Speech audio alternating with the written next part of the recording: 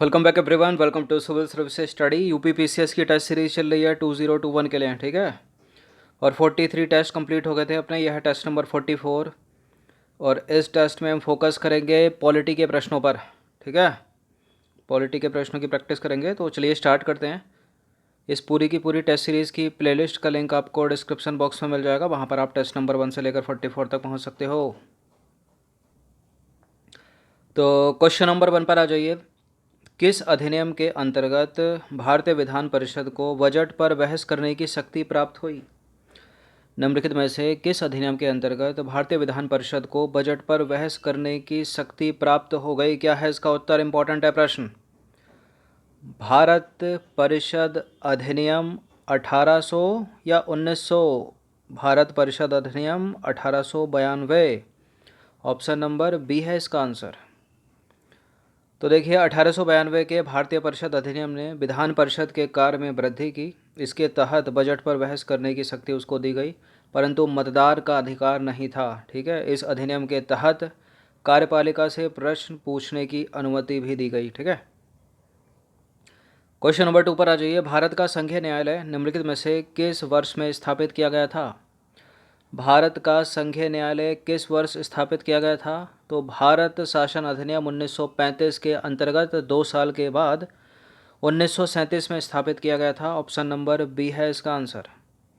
तो देखिए भारत में संघीय न्यायालय की स्थापना 1 अक्टूबर 1937 को भारत सरकार अधिनियम 1935 के अंतर्गत की गई थी।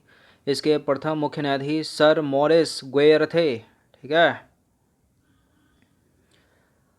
क्वेश्चन नंबर 3 पर आ जाइए। 1919 के भारत शासन अधिनियम की निम्न में से कौन सी प्रमुख विशेषताएं हैं? पहला है प्रांतों की कार्यकारिणी, सरकार में द्वैध शासन की व्यवस्था, मुसलमानों के लिए पृथक सांप्रदायिक निर्वाचन मंडलों की व्यवस्था, केंद्र द्वारा प्रांतों को विधायनी शक्ति का हस्तांतरण। नीचे दिए गए कूट का प्रयोग करके सही उत्तर चुनना। देखिए पहले में केवल एक है, 2 और 3 भी है, 1 और 3 भी है, 1 2 3 भी है। तो प्रांतों की कार्यकारिणी में द्वैध शासन की व्यवस्था तो है। मुसलमानों के लिए पृथक सांप्रदायिक निर्वाचन मंडलों की व्यवस्था तो 1909 के अधिनियम में की गई थी ना, जिसको जाना जाता है मोंटेग्यू चेम्सफोर्ड, नहीं मार्ले मिंटो अधिनियम के नाम से, ठीक है। मोंटेग्यू चेम्सफोर्ड क्या है? 1919 का अधिनियम। और केंद्र द्वारा प्रांतों को विधायनी शक्ति का हस्तांतरण ये भी है। तो 1 और 3 इसमें सी वाला सही हो जाएगा, ठीक है। तो केवल सी यहाँ पर सही हो जाएगा। देखिए मुसलमानों के लिए पृथक सांप्रदायिक निर्वाचन व्यवस्था 1909 के अधिनियम में कर दिया गया था, जिसे मार्ले मिंटो अधिनियम के नाम से जाना जाता है। अलग से प्रश्न पूछा जाता है मार्ले मिंटो अधिनियम कौन सा इनमें? 1909 का अधिनियम। और मोंटेग्यू चेम्सफोर्ड सुधार कौन सा है? 1919 का अधिनियम। प्रश्न क्रमांक संख्या 4 पर आ जाइए। भारतीय विधान पालिका प्रथम बार द्विसदनीय बनाई गई, कब बनाई गई? भारतीय विधान पालिका पहली बार द्विसदनीय कब बनाई गई? 1909 के भारत सरकार अधिनियम के द्वारा, ठीक है। सॉरी 1919 के भारत सरकार अधिनियम के द्वारा, सी है इसका आंसर, जिसको मोंटेग्यू चेम्सफोर्ड सुधार के नाम से भी जाना जाता है। तो 1919 के भारत सरकार अधिनियम द्वारा केंद्र में द्विसदनीय विधायिका की स्थापना की गई। ऊपरी सदन जो होता था वो राज्य परिषद कहलाता था, जो 5 वर्ष के लिए होता था, ठीक है। उसके 60 सदस्यों में से 34 निर्वाचित होते थे और 26 होते थे मनोनीत। जो निचला सदन था वो केंद्रीय विधानसभा कहलाता था, 3 वर्ष के लिए होता था वो। 144 सदस्यों में से 104 होते थे निर्वाचित और 40 होते थे मनोनीत, ठीक है। 5वां प्रश्न है राष्ट्रपति को अध्यादेश निर्गत करने की शक्ति प्रेरित है। राष्ट्रपति अध्यादेश जारी कर सकते हैं। कहाँ से आई वो शक्ति उनके पास? तब की है, कब की है? भारत सरकार अधिनियम 1935 ने दी है उनको। तो देखिए ब्रिटिश भारत में गवर्नर जनरल को 1861 के भारत परिषद अधिनियम से ही विधान परिषद की अनुमति के बिना अध्यादेश जारी करने की शक्ति प्राप्त थी, परंतु भारतीय संविधान में राष्ट्रपति को अध्यादेश निर्गत करने की शक्ति भारत सरकार अधिनियम 1935 की धारा 42 देती है। क्वेश्चन नंबर 6 है 1935 के अधिनियम द्वारा स्थापित संघ में अवशेष शक्तियाँ किसको दी गई थीं? 1935 के अधिनियम द्वारा संघ में अवशेष शक्तियाँ किसके पास थीं? प्रांतीय गवर्नरों के पास या गवर्नर जनरल के पास? गवर्नर जनरल के पास थी, सी है इसका आंसर। तो 1935 के भारत सरकार अधिनियम द्वारा स्थापित होने वाले संघ में अवशिष्ट शक्तियाँ या विशेष शक्तियाँ गवर्नर जनरल को प्रदान की गई थी। इंपॉर्टेंट है प्रश्न, बहुत बार पूछा गया है। क्वेश्चन नंबर 7 है, कैबिनेट मिशन योजना के अंतर्गत संविधान निर्मात्री परिषद में प्रत्येक प्रांत को आवंटित जो संख्या है, सदस्य संख्या है, निर्धारित करने के लिए एक प्रतिनिधि कितनी जनसंख्या के अनुपात में था? 8 लाख व्यक्ति, 10 लाख व्यक्ति, 12 लाख या 15 लाख? कितनी में था? 10 लाख व्यक्ति, ऑप्शन नंबर बी। तो कैबिनेट मिशन जो है वर्ष 1946 में भारत आया और मिशन ने अपनी रिपोर्ट में संविधान सभा के गठन का एक सूत्र प्रस्तुत किया था, जिसके आधार पर संविधान सभा निर्वाचित होनी थी और प्रांतों का प्रतिनिधित्व जनसंख्या के आधार पर होना था। इसका तहत मोटे तौर पर प्रति 10 लाख व्यक्तियों के ऊपर एक प्रतिनिधि के निर्वाचन की व्यवस्था प्रस्तावित थी। ठीक है, 10 लाख। निम्नलिखित व्यक्तियों में से कौन कैबिनेट मिशन का सदस्य नहीं था? William Board, Pethick Lawrence, Stafford Cripps, A B. Alexander. Important है प्रश्न, ये 3 की तिगड़ी थी। ठीक है, विलियम बोर्ड इसमें नहीं थे, गलत है पहला वाला स्टेटमेंट, और अपने लिए वही सही होगा।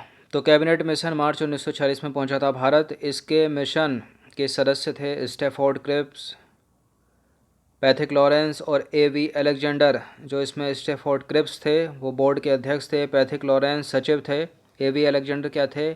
नौसेना के मंत्री। इसने त्रिस्तरीय शासन व्यवस्था का सुझाव दिया था।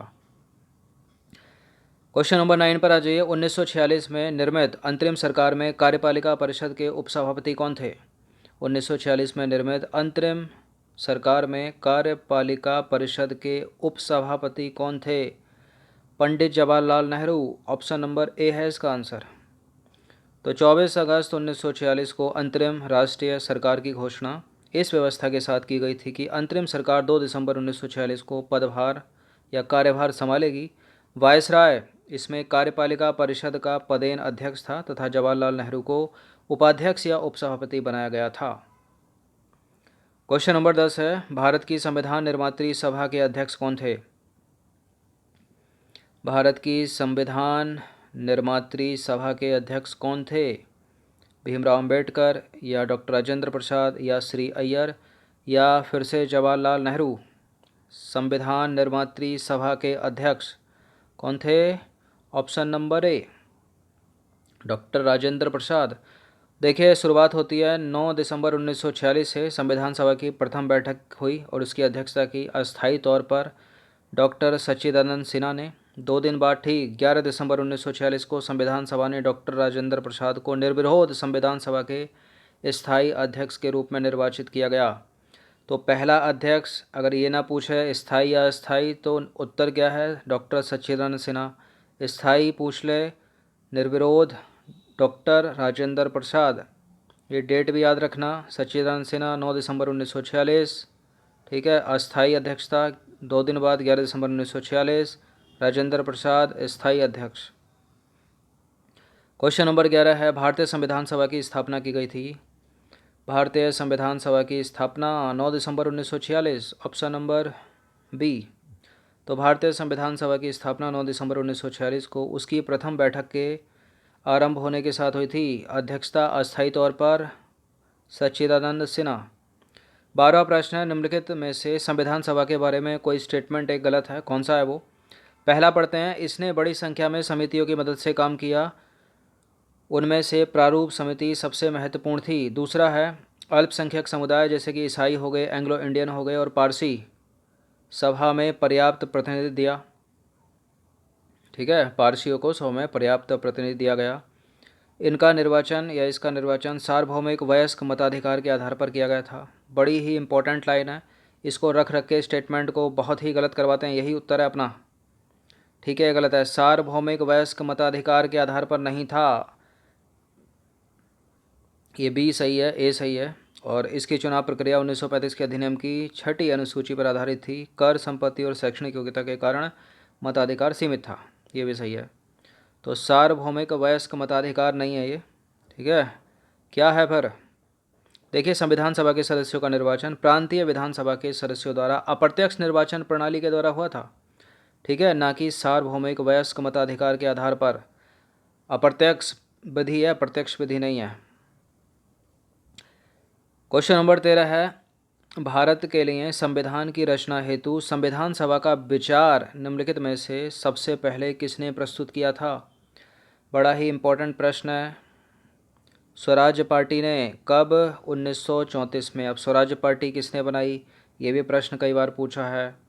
ठीक है, तो मई 1934 में रांची में गठित स्वराज पार्टी ने आत्मनिर्णय के अधिकार की मांग की और एक प्रस्ताव पारित किया जिसमें कहा गया कि वयस्क मताधिकार के आधार पर निर्वाचित भारतीय प्रतिनिधियों की एक संविधान सभा होगी जो संविधान का निर्माण करेगी और भारत की ओर से संविधान सभा की मांग करने का यह प्रथम अवसर था। तो सबसे पहले कब? 1934, Swaraj party. Question number 14 Motilal Nehru ने बनाई थी। क्वेश्चन नंबर 14 पर आ जाइए। भारतीय संविधान के निर्माण के समय संवैधानिक सलाहकार कौन थे?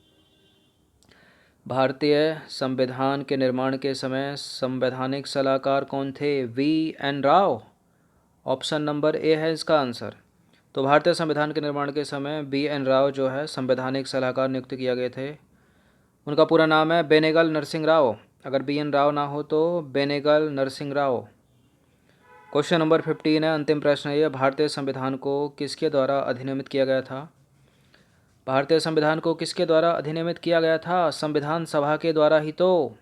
ठीक है, ब्रिटिश संसद नहीं होगा, भारतीय संसद नहीं होगा, भारत का गवर्नर जनरल नहीं होगा, तो ऑप्शन नंबर ए होगा। कब? 26 नवंबर 1949। तो भारतीय संविधान को 26 नवंबर 1949 को भारतीय संविधान सभा के द्वारा अधिनियमित किया गया था। ठीक है, ऑप्शन नंबर ए हो गया है इसका आंसर। तो ये 15 प्रश्न थे इंडियन पॉलिटी के। ठीक है, लक्ष्मीकांत जी जिसके पास होगी, अगर उसके शुरुआती पृष्ठ खोलेंगे जो संविधान सभा है ना, उसमें सब कुछ मिलेगा। तो इनकी प्रैक्टिस कर लीजिएगा एक बार और दूसरी बार इसका रिवीजन कर लीजिएगा। इस पूरी की पूरी टेस्ट सीरीज़ की लिंक आपको डिस्क्रिप्शन बॉक्स में मिल जाएगा। देखिए 44, 43 जो भी ये टेस्ट चल रहा है, इसके बाद 1 से 5 तक, फिर 5 से 10 तक उनका भी रिवीजन करना, वरना शुरुआत का भूलते जाओगे। धन्यवाद, हर दिन प्रैक्टिस करते रहें।